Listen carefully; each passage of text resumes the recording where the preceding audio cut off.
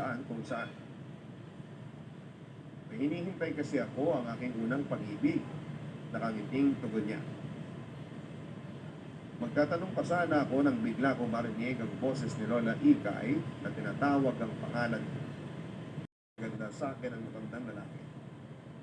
Nag-i-enjoy din kasi ako sa mga kinikwento sa akin ni Tatang Inyong, lalo na kapag tungkol sa buhay niya sa nakaraan.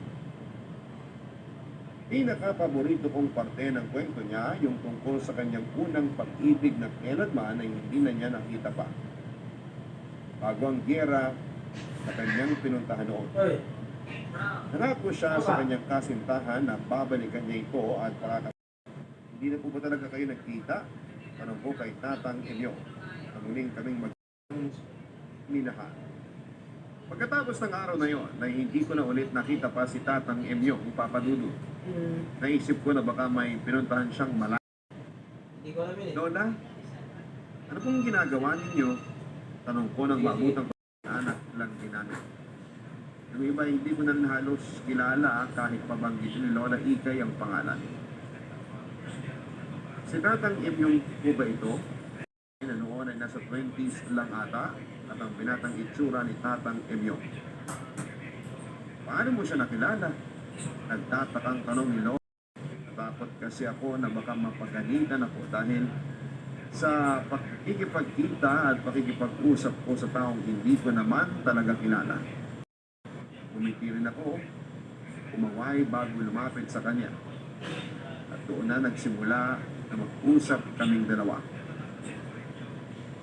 Imposibleng mangyari yan. Wika ni Lola Ikay habang titig na imposible mo siyang makausap dahil 5 taon na siyang patay. Napapailing na sabi ni Lola Ikay.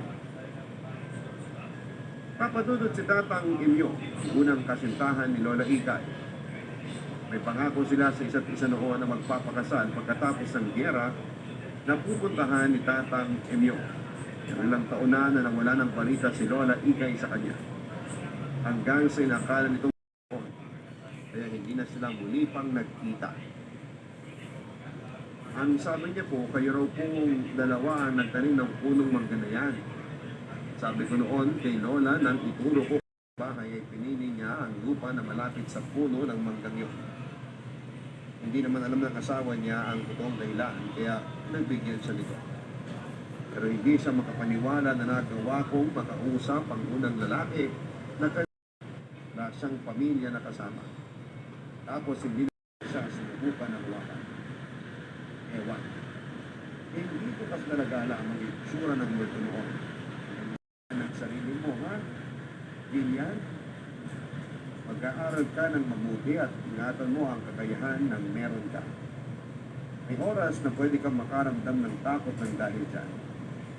Pero labanan mo gamit ang dasal sa ating Panginoong may kapal. Sige na, kailangan ko na rin talagang umalis. Saglit siyang lumingon sa may pinto ng kwarto at nagulat ako. Nang makita ko doon si Tatay Emyong. Nangyari at hindi ko yun nagustuhan. Hinawakan ko ang kamay ni Lola Ikay nang akmang tatayo na siya. Lola, umiti si Lola, Papadudu. Hinawakan ng dalawang malamig na palad niya ang mga pisngi ko kasunod ang paghalik sa noo ko. Mahal na mahal kita, Apo. Di ka pa niya bago lumapit sa naghihintay na si Tatang Emyong. At sa isang kurap na ginawa ng mga mata ko ay bigla na lamang